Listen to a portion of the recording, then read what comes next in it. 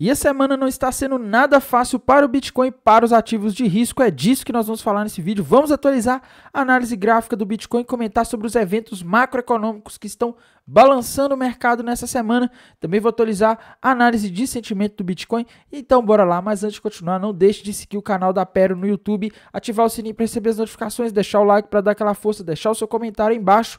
E também ativar o sininho para receber as notificações, seguir o nosso Instagram, o nosso TikTok e bora lá falar da situação do Bitcoin. Indo aqui para o gráfico do Bitcoin, pessoal. Bitcoin nos últimos dias está fazendo aquele possível rompimento de um triângulo ascendente, um triângulo simétrico, me desculpem, ou uma flâmula aqui, mas não é muito confiável, tá? Como eu já disse para vocês, primeiramente que esse padrão costuma falhar muito, tá? Segundo que o volume aqui embaixo não está dando caras de um volume de rompimento, tá? Um volume aqui que indica muito mais estar continuando na lateralização. Se o Bitcoin for buscar o alvo dessa flâmula, o alvo está na região dos 80 mil dólares, né? Mas tem um detalhe, tá? Ele parece não estar tendo força nos últimos dias e a análise gráfica do Bitcoin aqui está bem confusa, né? O Bitcoin está andando de lado aí desde a metade de março, então não tem nenhum padrão gráfico confiável aqui, mas quando a gente vai para o mercado americano, as coisas estão complicadas. Veja o nível de volatilidade do mercado americano, o SP500 nos últimos dias, tá? Cai forte do nada, depois sobe do nada. Cai forte do nada, depois sobe do nada, né? O mercado está muito volátil e particularmente essa queda aqui que a gente teve, ela se deu a algo que eu avisei no último vídeo de análise, que era a divulgação de um dado de inflação extremamente importante que o mercado estava aguardando ansiosamente. Eu me refiro ao CPI que foi divulgado ontem. Tivemos a divulgação do CPI, o núcleo do CPI. Esse CPI é o dado de inflação ao consumidor dos Estados Unidos e veio acima da expectativa, o que é péssimo para os mercados, porque empurra para frente a perspectiva de corte de juros, que era o que estava fazendo o mercado subir. O mercado estava subindo nos últimos meses, desde o final de 2023, com a perspectiva de que a inflação estava caindo rápido, então o Fed poderia cortar juros em breve, o que seria bom para os mercados. A aposta do mercado era que iria cortar em março de 2023, já estamos em abril e não teve como cortar porque a inflação começou a vir alta. E de novo, galera, a inflação de março veio acima da expectativa, o que é péssimo para o Bitcoin, para ativos de risco e para as taxas de juros dos Estados Unidos. Aqui a gente consegue ver o núcleo do CPI, né? A parte mais difícil dos bancos centrais combaterem. E olhem isso, meus amigos.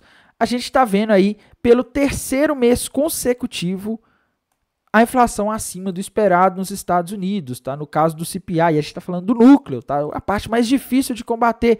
E vejam a aceleração que ela passou a sofrer a partir de outubro de 2023, tá? Em outubro veio 0,2 abaixo da expectativa.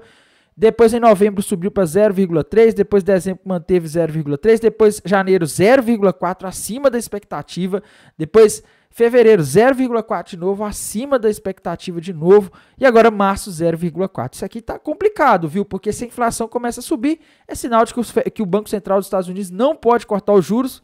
E a gente consegue ver isso daqui mudando, tá? Nos últimos dias aí atrás a gente tinha uma alta probabilidade de corte de juros em junho. Isso já caiu para 22%. A maior probabilidade agora para junho é de 76% de probabilidade de manter, tá? Para julho, 52% de probabilidade de manter, ou seja, mais probabilidade de manter do que de cortar. E o mercado agora está estipulando que o corte começa lá para setembro, tá? E mesmo assim, há dúvidas ainda de quanto que vai cortar e há dúvidas até se vai cortar, né? Na minha visão, a gente precisa ver os próximos dados de inflação aí nos próximos dias para a gente ter uma noção, nos próximos meses, aliás, para a gente ver se vai ter corte de juros esse ano, tá? Se a gente continuar com isso todo mês, inflação vindo acima da expectativa, pode ser que o Banco Central dos Estados Unidos desista de cortar juros agora em 2024. Então é algo que a gente tem que ficar muito atento, porque foi isso que sustentou a alta que a gente teve no Bitcoin em vários ativos de risco ao redor do mundo. Ah, Tainan, mas o Bitcoin subiu por causa dos ETFs. Sim, tá, mas se você olhar, o Bitcoin começou a subir aí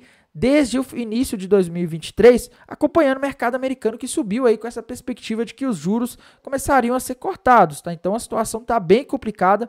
Hoje também a gente teve a divulgação do PPI, índice de preço ao produtor, que veio abaixo do esperado. Isso aqui aliviou um pouco, né? Porque esse dado também estava vindo acima da expectativa nos últimos meses, tá? Inclusive, alguns componentes utilizados para calcular o PPI são utilizados para calcular o núcleo do índice de preço PCI, o PCI, que é outro dado de inflação que o Fed leva até mais em conta do que o CPI. Então isso aqui deu uma certa aliviada nos mercados, mas na minha visão a situação continua tensa, tá? Porque a gente está tendo aí inflação nos últimos meses complicando. Amanhã a gente não tem dados macroeconômicos, mas amanhã que começa de fato a temporada de balanços lá nos Estados Unidos, tá? Porque a gente vai ter grandes empresas importantes que o mercado sempre está de olho divulgando seus balanços. JP Morgan, BlackRock, né, que inclusive aqui lançou o ETF de Bitcoin, a pioneira, né?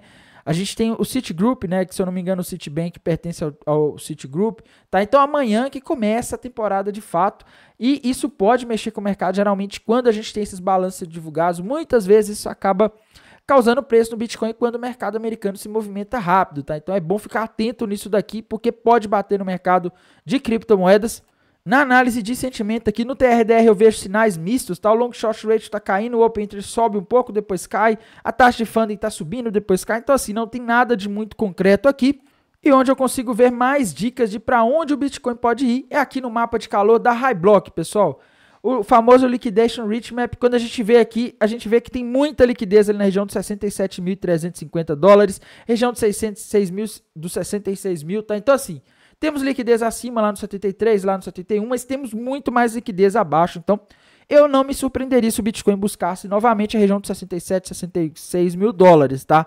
Nos próximos dias ou talvez até horas. A gente está com mais liquidez abaixo, que quer dizer que para as baleias seria mais lucrativo se o Bitcoin caísse, tá? No mais, a gente tem que aguardar os próximos dados econômicos. Eu acho que essa temporada de balanço agora pode fazer preço nos mercados. Se a gente começar a ver empresas aí tendo resultados excelentes, o mercado pode começar a entender que talvez o FED tenha que deixar os juros um pouco mais alto, porque isso aí é indicativo de que a economia está se aquecendo de novo.